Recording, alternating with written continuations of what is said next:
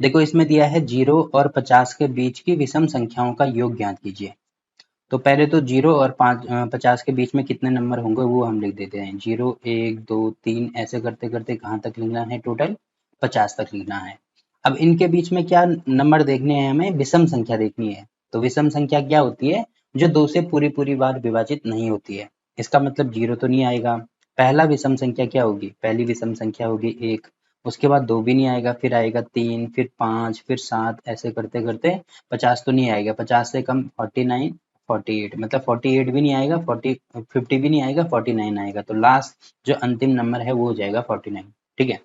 अब देखो, क्योंकि योग निकालना है तो एस एन बराबर होता है n/2 into 2a plus n-1 into D.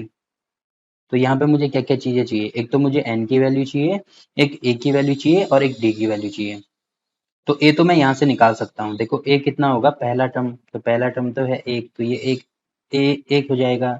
वैसे ही d की वैल्यू कितनी हो जाएगी, दूसरे पद में से पहला पद माइनस कर दो, तो 3 माइनस 1 करेंगे तो यहाँ पे हो जाएगा 2। तो d की वैल्यू भी हमने निकाल दी 2। और an यानी आखिरी पद कितना है यहाँ पे, 49, तो यहाँ पे मैं 49 लिख देता हूँ। ठीक है। अब देखो n की वैल्यू हमें नहीं पता, बट आपको इतना कॉमन सेंस तो होना चाहिए कि क्योंकि टोटल 50 नंबर है, ठीक है, तो 50 में से आधी सम संख्याएं होती हैं, आधी विषम संख्याएं होती हैं। तो 50 का अगर मैं आधा करता हूँ तो इसका मतलब 25 सम संख्याएं होंगी, 25 विषम संख्याएं होंगी। या तो आप ऐसे लॉजिक लगा के कर सकते हैं, बट ऐसे अगर आपको समझ में नहीं आता है तो दूसरा तरीका क्या होता है।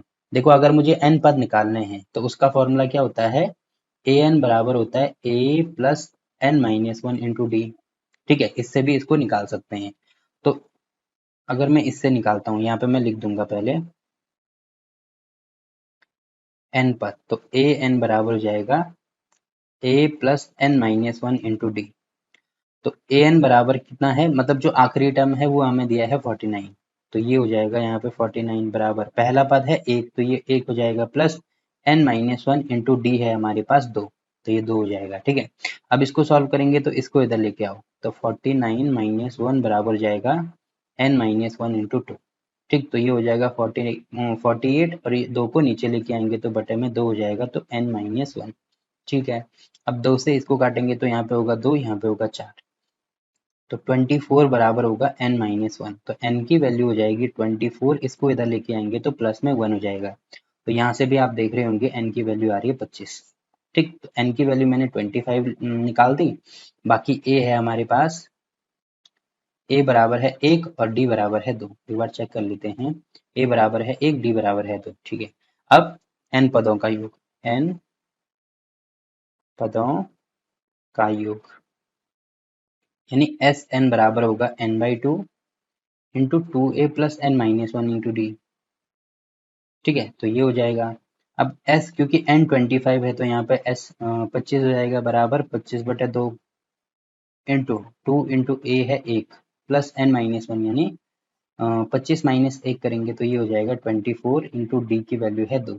ठीक है, 2 से ये कैंसिल कर दो, ये कैंसिल कर दो, तो यहाँ पे हो जाएगा 25 इंटू 24 प्लस 1, तो ये हो जाएगा 25। ठीक है, तो 25 गुणा 25 कितना हो जाएगा, 25 का स्क्वायर होता है 625, तो s 25 की वैल्यू आ रही है 625 के बराबर। ठीक है, और ये हमारा आंसर हो जाएगा। तो इस प्रकार से हम इसको सॉल्व कर सकते हैं। देखो इसका डायरेक्ट फॉर्मूला भी होता है, अगर विषम पद हो, ठीक है, विषम संख्याओं का योग अगर हमें निकालना है तो उसके लिए हम सीधे n स्क्वायर का यूज करते हैं।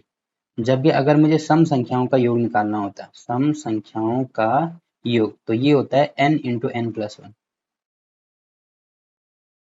ठीक, तो अगर यहाँ से डायरेक्ट वैल्यू रखते हैं इसमें, तो क्योंकि n की वैल्यू टोटल संख्याएं कितनी हैं, टोटल 25 संख्याएं हैं, तो n का स्क्वायर कर देंगे यानी 25 गुणा 25, तो ये कितना हो जाता है, सीधे डायरेक्ट 625 हो जाता है।